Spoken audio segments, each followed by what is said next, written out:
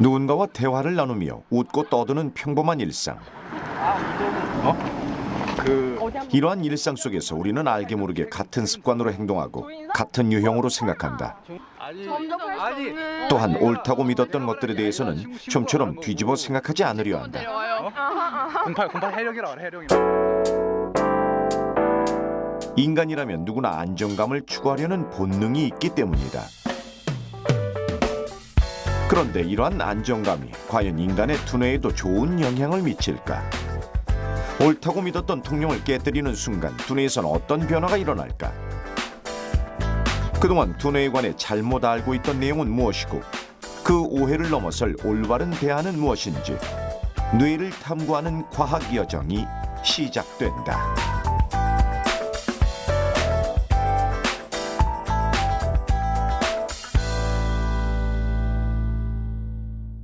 두뇌에 관한 그 세 번째 오해는 상상과 관련이 있다. 인간이 오감을 인지할 수 있는 것은 실제 존재하는 것보다 미량에 불과한데 지구의 자전 속도처럼 너무 빠르거나 입자의 크기처럼 아주 작은 것들을 인식하지 못하는 것이 그 예라 할 수 있다.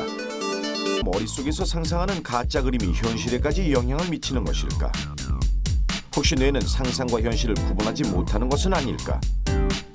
눈앞에서 특정 형상을 바라보는 것과 그 형상을 머릿속으로 상상하는 것, 과연 어떤 차이가 있을까?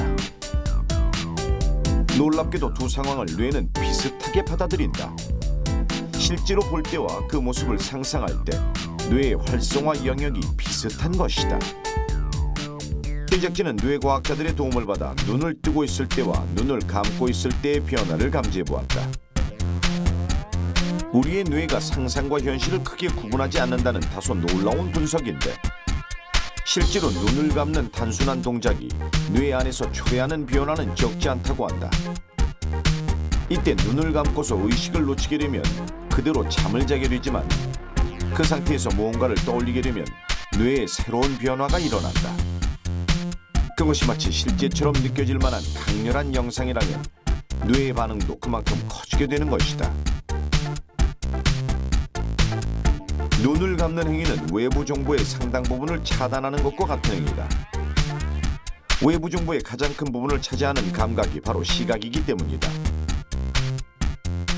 눈을 감게 되면 그 주위로부터 들어오는 어떤 정보들이 많이 차단되기 때문에 뇌의 상태가 알파파라든지 이 세타파와 같은 느린 뇌파의 어떤 리듬이 많이 나타나게 됩니다. 그래서 여기 같은 경우에는 이제 눈을 떴을 때는 알파 리듬이 줄어들었다가 눈을 감게 되면 알파 리듬이 상대적으로 되게 증가하는 그런 상태를 보여준다고 할 수 있겠습니다. 그래서 뇌 입장에서는 사실은 우리가 단순하게 눈을 뜨고 감는 게 뇌 입장에서는 상당히 어떤 눈을 감는 것만으로도 뇌한테는 상당한 어떤 뇌 활동성에 영향을 미친다고 그렇게 볼 수 있는 거죠. 선생님한테 집중해야 돼. 자기 몸에 집중해야 돼. 서울의 한 초등학교 4학년 5반 학생들의 아침은 아주 특별한 활동으로 시작된다. 숨을 들여 마시고 이게 잘 펴지나 한번 보세요. 아래 들여 마시고 쭉 펴서 그렇지 아래까지 쭉 내리고 고개 뒤로 앉아보세요. 이제 앉아서 손바닥에 에너지 느낌에 집중하고 간단한 체조를 마친 아이들이 이내 눈을 감는다. 천천히 내쉬고 잘 할 수 있어. 자기한테 얘기해 주세요. 두뇌를 건강하게 하는 활동으로 알려진 명상 중인 것이다. 오늘 좋은 일이 많이 생길 겁니다.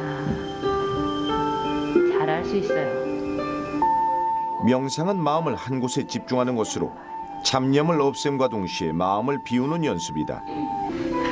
상상하기 잘 못한 친구들 한 번 더 하겠습니다. 오늘 좋은 일이 많이 생기는 상상을 합니다. 잘했습니다. 이렇게 매일 아침 20여 분 동안 체조와 명상을 하는 아이들. 학기 초라 아직은 어색하지만 예상외로 그 반응이 진지하다. 명상을 하니까 기분이 어때요? 기분이 좋고 상쾌해요. 그리고 앞으로 공부가 잘 될 것 같아요. 체육대가 있어서 처음에는 많이 초조하고 그랬는데 명상을 하고 나니까 마음이 차분해지고 더 잘할 수 있을 것 같아요. 처음 하기 전에는요, 좀 팔과 다리가 조금 찌뿌둥했는데 하고 나니까 좀 괜찮아지고 평화로워져요. 몸을 소중하게 사랑해주세요. 잘 쓸어주고. 오랜 교직 생활을 통해 어떻게 하면 아이들의 마음을 어루만져 줄 수 있을까를 고민하게 됐다는 김진희 교사. 팔 뒤로 명상을 도입하게 된 계기도 그런 이유에서였다. 일단은 제가 명상을 해보니까 좀 힘든 마음이 있거나 이럴 때 도움이 많이 됐었어요. 그래서 아이들도 요즘에 굉장히 안 행복하잖아요. 행복하지 않으니까 명상을 하면 훨씬 행복한 마음이 커지는 걸 느꼈거든요. 그래서 아이들한테 도움이 되겠다. 그래서 시작하게 됐죠.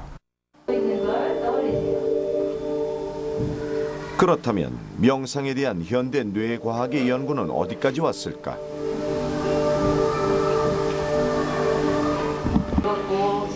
명상을 꾸준히 하는 사람들의 뇌파를 보면 일반 사람들에 비해서 알파파나 세타파가 증가하는 것으로 나타난다. 특히 명상이 깊어질수록 세타파가 더 많이 감지되는데 뇌의 상태로 봤을 때는 잡념은 줄고 마음은 평안해진 상태에 해당된다. 큰 이슈죠. 그러니까 명상을 하면 정말 이렇게 그 상태에서 뇌가 어떻게 바뀌는가에 대한 것도 이제 과학적인 연구의 어떤 그 주제가 되고 있는데요. 최근까지 이제 밝혀진 바에 의하면 뇌가 명상에 이제 들어가게 되면 이완된 각성, 그러니까 몸은 굉장히 이완되어 있는데 어느 한쪽으로 집중력이 좀 향상된 그런 상태를 이끈다.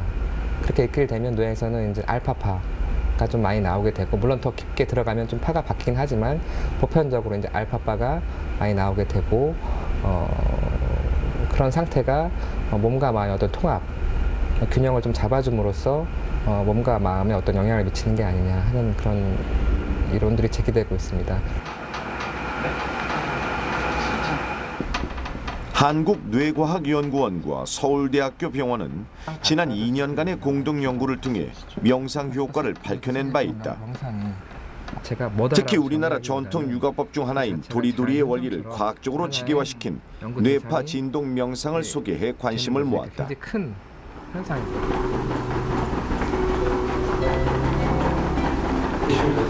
뇌파 진동 명상은 머리를 가볍게 좌우로 흔드는 단순한 동작을 통해 심신을 이완시킨다는 논리다.